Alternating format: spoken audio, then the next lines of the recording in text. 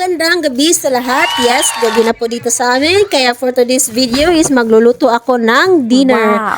Lulutuin ko ngayon guys sa adobong tuway. Yes, tuway po yan guys dito sa amin. Hindi ko alam kung ang tawag dyan sa inyo. Tuway po yan dito sa amin. Kaya first, huhugasan ko muna siya kasi maputik yung shell niya. Galing po yan sa fish pan. Sa inyo ba guys, anong tawag ng shell na to? Hindi ko alam kung anong tawag sa iba dito kaya tuway dito sa amin.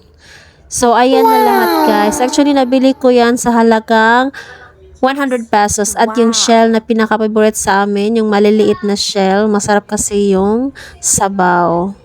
Yung tuway at saka yung maliliit na shell, yung lutuin ko ngayong dinner. So, first, yun palang tuway guys. Papakuluan ko muna siya ng 1 minute. Tsaka kukunin ko yung laman. So, yun yung adudubuhin ko ngayon, guys. Wow. For today's dinner. So, sa inyo ba? Anong ulam nyo ngayon? Comment down below. At saka, guys, nilagyan ko muna ng tubig. Tsaka ko siya pakuluan. While pakuluan, maghihiwa muna ako ng lamas. Meron pa akong bawang, luya, onion, tanglad, kamatis, at saka onion leaves. Yung iba guys, isasahog ko siya sa shell, yung maliliit. Well, naghihiwa ako ng lamas guys para nakukukuha sa tanas. Grabe, sobrang init dito sa amin. Sa inyo ba? Hindi pa mainit? After 1 minute guys, ayan, kinuha ko na yung laman. So, ito yung laman niya guys. Sa hindi pa nakakikita, ito pong yung laman niya.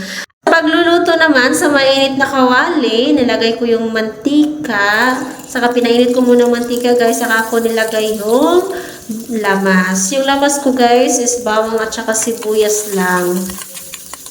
Niluto ko muna yung lamas guys until mag golden brown. Kapag ganyan na, nilagay ko na yung tuway.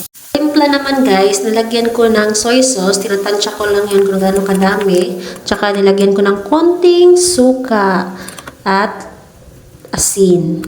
So, konting asin lang guys, huwag damihan. Tsaka ko hinalo-halo. Kapag konti na lang yung sabaw niya, saka ko na nilagyan ng oyster sauce. Tsaka halo-haloin ulit. So, ganun lang kasimple guys. Pag maluto na, ayan, nilagyan ko ng spring onion. And, yun lang guys.